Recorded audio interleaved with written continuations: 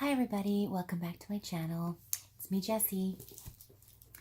So thanks for joining me today. I am going to be reading you another fairy tale, and hopefully you will enjoy this one. It's called Jack and the Beanstalk. So let me get there first. So it's a little bit longer than some of the other ones, but still a good story. Almost there. Okay, here we go. Jack and the Beanstalk.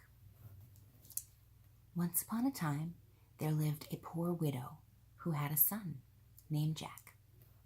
One day, they found there was nothing left for them to do but to sell their cow to get some money to buy food and keep themselves alive. Neither the widow nor her son wanted to do this, as they were very fond of the animal, but there was nothing else to do, and so Jack set off early to walk the cow to market. Before he came to the town, however, he met an old man who had a handful of brightly colored beans, which he showed to Jack. That's the old man. "These are magic beans," he said. "I will give them to you in exchange for the cow."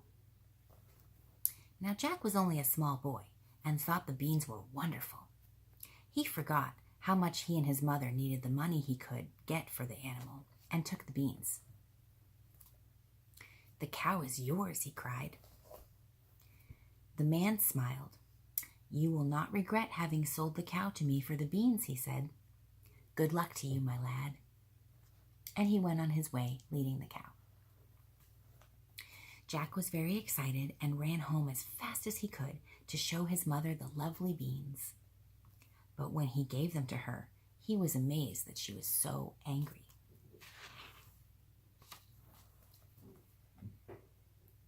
The poor widow wept bitterly and said between her sobs, "Now we shall starve. These beans are useless. Why haven't you more sense?" Jack realized how foolish he had been, but what was done could not be changed. Sadly, he went into the garden. "The best thing I can do with these is to plant them," he thought. When he had planted the beans carefully, he returned to the cottage. "I am very sorry, Mother," he said, but the poor woman was still very cross. "Eat your supper and go straight to bed," she cried. They ate in silence. This was the last meal they could hope for. Now they had no cow. After supper, Jack helped his mother to clear the table and wash up. "Now off to bed at once, Jack," said his mother. But she was not quite so cross. Poor Jack could not get to sleep for a long time.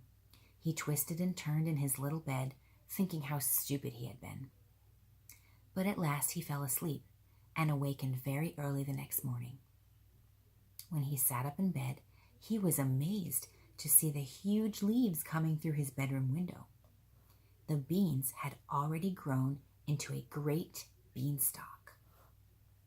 Jack hurriedly dressed and ran downstairs and out into the garden.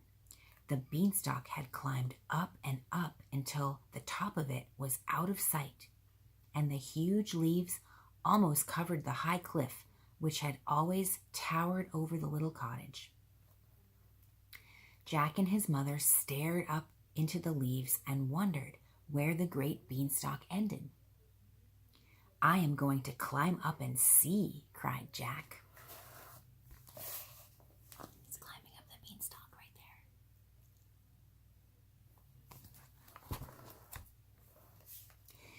With his mother calling to him to be careful, Jack climbed up the twisted stems and out of sight. He climbed bravely towards the sky until he was very tired, but still he had not reached the top. He made one last spurt, and then he found himself looking over the topmost leaves of the plant and gazing out on the wonderful green countryside. Green fields stretched away to meet soft green woods and forests, and at the end of a wide path facing him, Jack could see a fine castle. He was just about to go and explore when an old lady appeared at his side. Jack thought the castle might be her home, but when he asked her if she lived there, she said she did not, but she would tell him the true story of the castle. "A giant lives there with his wife," said the old lady. "They stole the castle from a brave knight and killed him and his family. Fortunately for her, his wife was away from home with their baby, and so she escaped. She still lives at the foot of this green country in a tiny cottage, trying to keep herself and her son. You are that son, Jack, and the wife of the brave knight is your poor mother." Jack could hardly believe his ears when he heard this story, and he wanted to go off at once and fight the giant to regain his father's castle. "That is good," said the old lady. "Try to get the hen that lays the golden eggs and the harp that talks." Jack strode boldly up to the castle, but nearly ran away when a giantess opened the door. "You are just the lad I need to help me in the house," she grinned. "I will help you so that my husband will not find you and make a meal of you." The giantess thrust Jack into a wardrobe in the hall and then set about getting her husband's supper. Jack heard a great voice. "Fee, fa, fi, fo, fum. I smell the breath of an Englishman. Let him be alive or let him be dead. I'll grind his bones to make my bread." "Sit down and eat this elephant stew," said his wife. "That is what you can smell." The giant ate a huge meal and at once fell asleep. When he was snoring, the giantess opened the door and let Jack out to help her. She pushed him back again when the giant wakened up, and Jack pressed his eye against the keyhole to see what would happen. This is the giantess and Jack.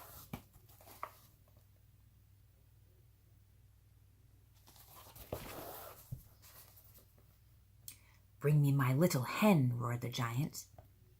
The giantess carried in a small brown hen and put it on the table in front of her husband.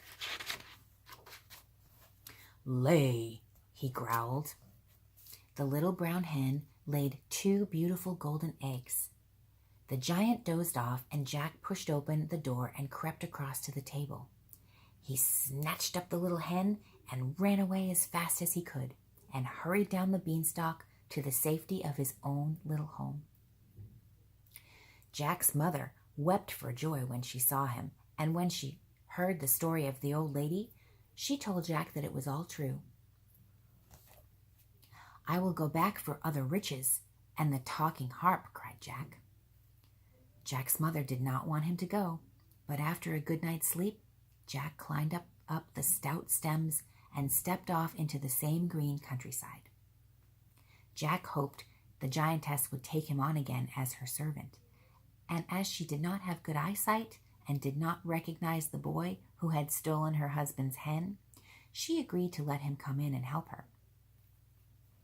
Everything happened as before, but this time it was his money bags the giant ordered to have brought to him. As soon as he slept, Jack crept off with as many of them as he could carry and got them safely down the beanstalk. It's the giant and Jack.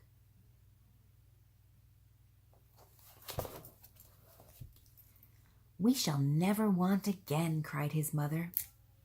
But Jack wanted his father's talking harp, and the next day he climbed the beanstalk yet again. Once more Jack managed to persuade the giantess to let him come in to help her, and again she hid him in the wardrobe when her husband came in. "Fee, fa, fi, fo, fum. I smell the breath of an Englishman. Let him be alive or let him be dead. I'll grind his bones to make my bread." "It's the lamb stew you can smell," the giantess told him. "Eat it up," which of course he did. "Bring me my harp," he demanded. The giantess brought the beautiful golden harp and put it on the table before the giant. Then it played to him until he fell asleep. Jack crept out, snatched the harp, and ran away, but the harp did not like this. "Master, master!" it cried. At once the giant wakened, and he ran after Jack so fast that the boy only just got down the beanstalk in time. The giant began to climb down after him. "Quickly, mother, bring me an axe," cried Jack. His mother pushed the axe into her son's hand, and with sure strokes he felled the great beanstalk. Down it fell, and with it came the giant, which was the end of him. Later, Jack and his mother made the long journey back to the green countryside on the high cliff, which the beanstalk had reached, and went to live in their own beautiful castle. The end. Now this is Jack cutting down the beanstalk. See, he's cutting down the beanstalk there. And this is the harp and the hen that laid the golden eggs. There. So that's the end. I know, like I said, these stories end abruptly, but I think they're still great. The pictures are so wonderful. So thank you for joining me for this fairy tale, and I hope you'll join me for the next one as well. I appreciate you watching. If you like this video, please give it a thumbs up, and subscribe to my channel. If you feel free to do that. Give me a comment down below if you like these fairy tales, or if you don't like them, whatever. I appreciate all the comments. Thanks for watching, and we'll hope to see you in the next video. Take care. Bye-bye.